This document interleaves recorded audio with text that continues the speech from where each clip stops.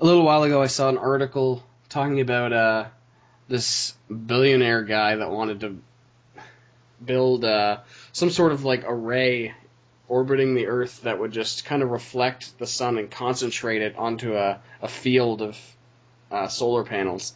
It would be like super efficient, it said. I wish I could lost the link to the article, but so I can't really link it.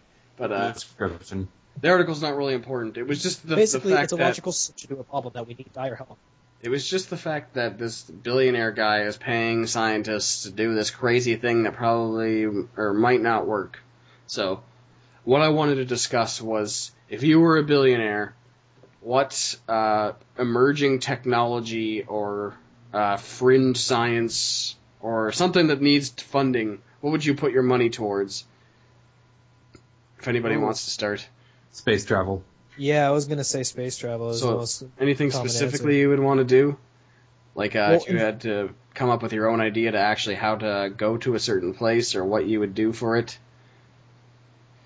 I want to get people out of the solar system and to a safe planet because Earth is deteriorating quickly. A generation ship. How about that? So you mean like something where people would just live there and have so it wouldn't even be them that would be going to the next planet, it would be their grandkids or their great-great-grandkids potentially? Let's just say like under the assumption we're using like all the available technology we have right now. I don't think there's enough available technology to get us faster than the speed of light or get us to the closest star, which is Betelgeuse, within a decent amount of time. So just build the generation ship, put like a whole bunch of people on there, make it massive and huge, make it like a luxury cruise liner but in space. I'm sure we can do that. The Space Titanic. Yeah, except just don't hit any spacebergs. Spacebergs. So, well, chances are we're going to see a naked Kate Winslet anyway. So, yeah, that's the highlight of the ship. Is you're coming to see a naked Kate Winslet. But Will, do you have anything that you would invest in, or anything specific that you would do? Like Danny said, I just want space travel. I want people to get off of Earth and to somewhere safe. I like the idea of a generation ship. I feel maybe, like FTL travel might be the way to go. Or wormholes. Wormholes would be fun. Well, basically investing any money in scientific... putting more money into science, period. Yeah. Like, let's use Canada for an example. Just put a dime into science would be better than what we're doing now. You just walk by science and flip it a dime like a hobo sitting on the side of the road. Pretty much. That's what science is like here in Canada. But, we wouldn't know because Stephen Harper doesn't let them say anything about what they do. Pretty much, yeah. That's a whole other discussion. Yeah, that's for another day. That's an entire episode's worth there. But, no, do you guys remember a couple years ago when there was news that James Cameron wanted to mine asteroids? Yeah. That would be something cool. Or like maybe like mine comets. Because like I would say theoretically, shouldn't mining comets help with like maybe like a water crisis, considering water the theory is that the water that we have on Earth came from comets. True, that could be something interesting. I remember hearing a while ago that they wanted to do a manned mission to an asteroid. Yeah, I was actually hearing something about that a couple days ago because they were talking about like if there's like a huge asteroid that's coming to Earth. You might want to get somebody on it who can like study it, study like a composition or something. Isn't this one of our greatest documentaries, Armageddon? Isn't that what that's about? Oh, you mean the 100% scientifically true documentaries? The one that basically that is 100% fact and there's no inaccuracies at all? Based off of 100% real science. Just pure, unadulterated science.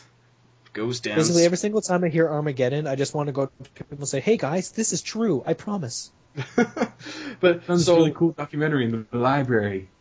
What's the closest so asteroid then? Like, what's the closest asteroid we could mine that we know of? Probably something in the asteroid belt. Wow. And that's farther than Mars. How far is Mars from the asteroid belt? Well, it's right. Isn't it like smack dab in the middle between Mars and Jupiter? Yeah. Well, how long would it take us to get to Mars if we... Well, not a manned mission. Wait, no, this has to be a manned mission. We were just talking about manned... I think a manned mission is supposed to take, like, maybe a year to get there. Okay, let's... I heard that it was, like, to Mars, under ideal circumstances, the fastest you could get to Mars would be 6 months. Let's just all be realistic here and say we're more or less discussing how we're going to get NERDcast to Mars. Yeah. Send NERDcast to Mars. It'll happen. Then when you actually look in the problems attached to this, such as what would we be doing when we got there, and what point would there be? Let's not even don't even consider that. Just get us to Mars, and we'll take it from there. Can we just like do what they did in the movie Rocket Man? Did any of you see that movie? I haven't seen it. Yeah, I don't think I've seen it. it. About. It's pretty funny. It's with Harlan Williams, I guess his name is. Harlan Williams. Is this the cowboy that builds like a rocket in his backyard?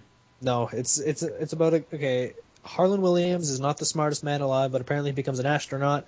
So him, 2 other people, and I think a monkey go to Mars. However, they have like these cryopods, but it was Harlan Williams' character's job to make sure everybody got in their pod correctly, and then he would get in his last. However, the monkey snuck into his, so he couldn't fit into the monkey's pod, so he was awake for 8 months while they were traveling to Mars, and he ate all the food.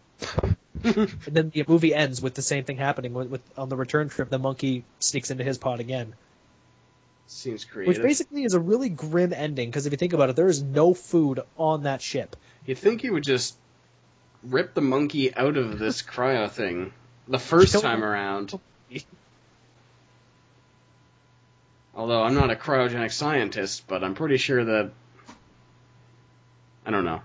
They could just... Yeah, Monkeys. Damn I would monkeys, just all say, about the shenanigans. At the end, we can sum all this up, is if I was a billionaire, I would put almost all of my money, say if I had like a set of money that I was going to put somewhere, I would put like 90% of it to space travel. If I was a billionaire, I would hashtag send NERDcast to Mars. Then I would actually send NERDcast to Mars. So, any billionaires listening to the show, please do this. Please send us to Mars. I know you listen. I think you're missing the point here of doing this, because when a billionaire throws his money into a project, it may be for the advancement of science, but it's also for getting your name in the news and being awesome. So under those pretenses, I would do something along the scale of... I don't know. See, there's so many things you could do. I did like the solar array idea, because that would just... We wouldn't need any energy ever again, because it would be all solar. We would get so much energy if we did, like, how many of these arrays that were, like, a couple 100 kilometers across, and just concentrating them onto, like, even a square mile of area. It would be so much energy. What if we, like, built a big thermal plant that went down to the center of the Earth? Journey to the center of the Earth? But thermal. I've heard that there's, like, I don't know about how close if you got to the core, but there's, like, problems with geothermal energy. What do you mean problems? Like, it's super cheap to do, it's not cheap to do, but in the long run it's cheap compared to other forms of, like, heating and such. But, if you can't do, like... If you have a certain, like a building that's a certain square footage that takes up so much heat out of the ground that you can't build another building like that so close, or else the ground's just not going to be able to sustain that, right? You have to have a certain distance. Although if you went all the way down to the core, it could be different. Yeah. But we could, and then again, how many people went, oh, hey, we got all this oil in the ground, we'll never run out of that. And people are going to go, oh, hey, the core is just this giant ball of fire. We're never going to run out of that. And then it's going to happen. But... We just need to look at the movie The Core, because that, like Armageddon, was a fantastic documentary of a bunch of people going down into the Earth's core. 100% based on real science. Fact. I know the solution to this problem. What's that? Watch We the have car. to build a giant drill to go to the center of the sun. Fact. Science! So, I think that one of the things that I would want to do would be to... And it would be difficult to get... First of all, I think my main goal would be to get people to think I was evil. That would be my ultimate goal. I already have the hair for that. And the plan for that would be to build an Illusive Man size style base in one of the Earth's Lagrange points. That would just... Or maybe you build an Illusive Man base right off right where the sun is, because isn't his base right overlooking the sun? It's overlooking a sun that is on its second expansion of Supernova. It's pretty cool. I looked that up. Basically, the Illusive Man is just a badass boss. Although, well, it was funny because I was thinking, I was like, okay, if you were honestly going to consider this, because he's damn close to that sun. Let's put that out, right? He's not thinking about the radiation. Right? So even if you did have some sort of radiation-proof thing, right, the base is still going to burn. But, and so I thought, okay, all the phases of the sun, where would you, what phase would be where the sun would be the biggest and at the same time the coldest? And basically I figured out that doesn't happen. Yeah. No, it really doesn't. So then I was like, okay, so then the time that is the biggest would be on the second expansion of a supernova. Right before it's supernova. It would be like a red supergiant. Yes. Beautiful.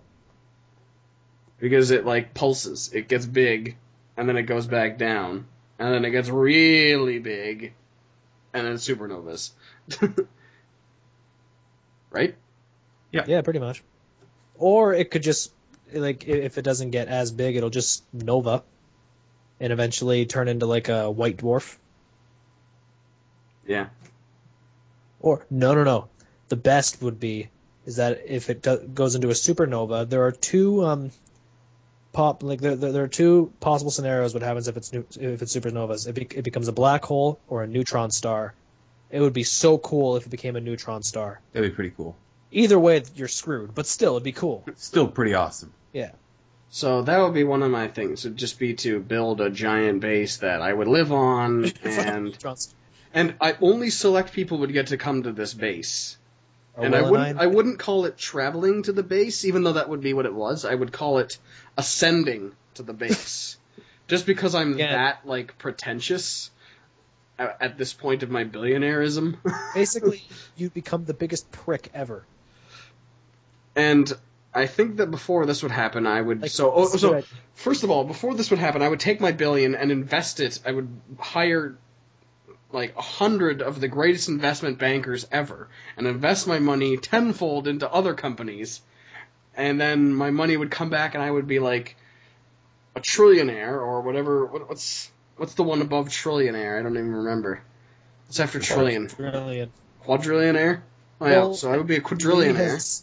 Thought this considerably over the past couple of years. I just want to go to space. I would have more money than exists on Earth Who cares? in order to build this base.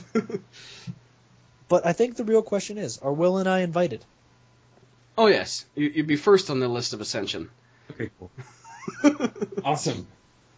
So first on the list of ascension. Yes. Okay, that's okay. But in reality, I think that there would be something, I don't know, I think that it would be, I think that people would really like it if you said, hey, you know what, I'm going to front the bill and build the infrastructure for high-speed internet for every single house ever. Isn't that what Google's trying to do? Yes, but they're seeing much opposition to that. Of course, it could just get to the point where you buy out all the companies that are opposing you, so you'd be like, oh, yep, yeah, well, I'm trying to build internet across Canada, so yeah, now I guess I have to buy Bell and Rogers. Oh, you don't want to do it now? Well, I own you, so screw you. And then I would call it Ascension Enterprises. Because they would be building towards my giant base, O'Doom. The only problem I would have with my base I'm starting to think that this is just going to end up turning into a Death Star. Yeah, I was just going to say that. Well, like you say, this is starting off as like an Illusive Man Base. That's where it begins.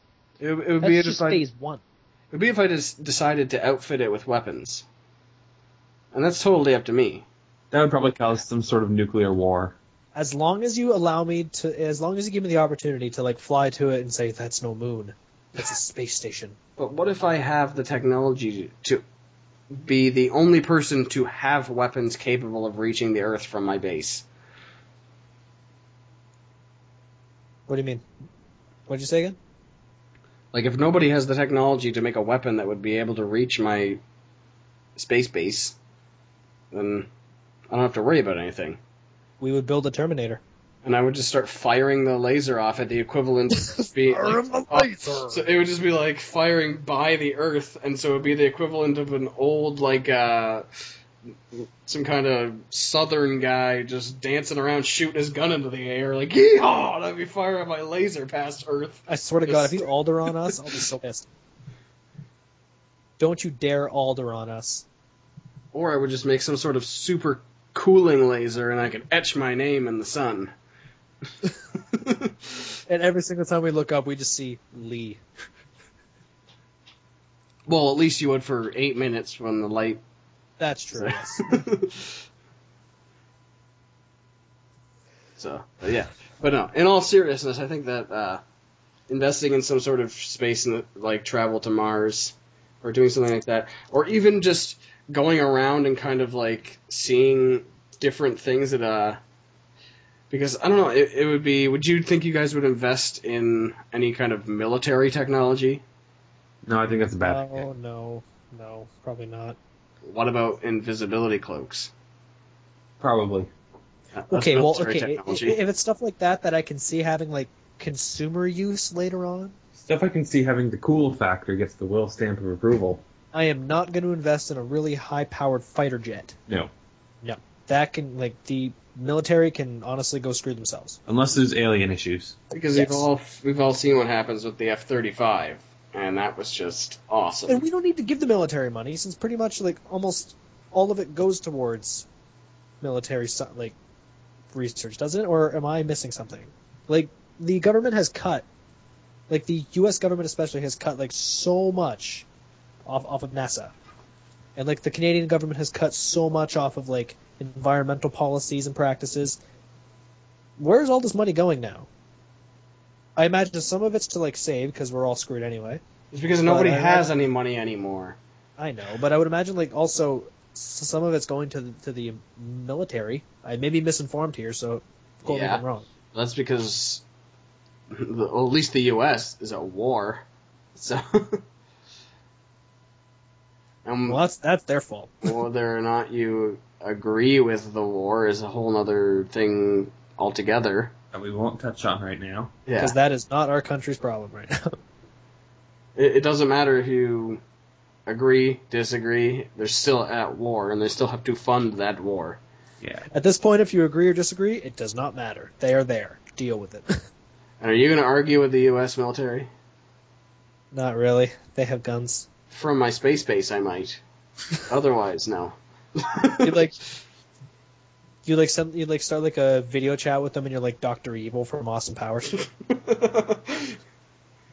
And like they're like in their like massive room with like their big oval table, and then there's like a giant screen, and then there's just you sitting in like a chair in your base, dictating your terms.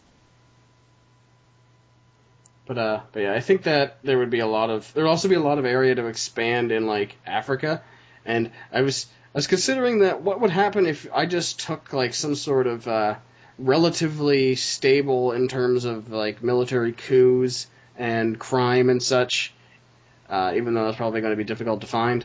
But and I just said, yeah, I'm going to build a city here, like akin to a small city in Canada or the U.S. or any other Western country, and you're gonna have power and water and safety, and the first round of houses are free. Anybody can live there because I'm just that nice of a guy. That's good. I wondered. I seriously consider like, or what would happen if you did that? Just had like, I don't know, because then I could also pay people to build this, and it would create jobs. It would just be artificially stimulating an economy that is almost non-existent or doesn't exist. Mm-hmm. I love how you're basically, in the span of the past 20 minutes, creating your own government. In your own Oh, yeah. Well, it's not like... Man, the shit you can do with $quadrillion, huh? Basically how government started was that somebody got together and was like, hey, we should organize this shit. And then that was... So if I go, hey, I can organize Alright, guys, this let's shit sit down and actually think. Yeah, so if I go, I can organize it better than I think you're doing now, even though if it's the same system, right? It's all about money. It's all about money. Yeah. Money, money, money, money. Sorry, copyright. Not going to. So, yeah. Anyway, but I think that just the general things, like if you were... But yeah, my main goal would be to not only invest in something where it was capable of going to Mars, but where I went to Mars eventually. That would be the contingency. And that would be the difficulty as well, because I have no reason to be on Mars other than I have money. And that's not a justifiable... Here's a great idea. Instead of Mars, let's get a probe to Titan, or Io, or Europa, so we can see if there's life there. Because those are like the three biggest candidates after Mars. I heard that they also found, like the Kepler mission found 2 planets that were in the size range of like Earth. What was their atmospheric composition, though? I don't think they know that yet. Oh, they'll find out soon. They found the one that was 0.7 times the size of Earth, and another one that was like 0.13 the size, or no, 0.3 the size of Earth. So like, or 1.3, sorry, 1.3, yes. It's times the size of Earth. So one was bigger and one was smaller. And I don't think that they said anything about how far it was, if it was actually like in the Goldilocks zone, or I'm not even sure if that's what Kepler is looking for. Do you guys know anything about the Kepler mission? That's for finding exoplanets, right? Yeah. But I mean, like, I don't know if it's actually like what the priorities of searching are. If it's searching for, like, I'm sure they're just trying to find life like Earth-like planets. Yeah. I think their primary goal, their first, they probably have like a set of goals and then objectives branching off those goals. First, phase 1, find a planet, any planet anywhere. So, like, as long as you find a planet, you're happy. Phase 2, phase 3, profit.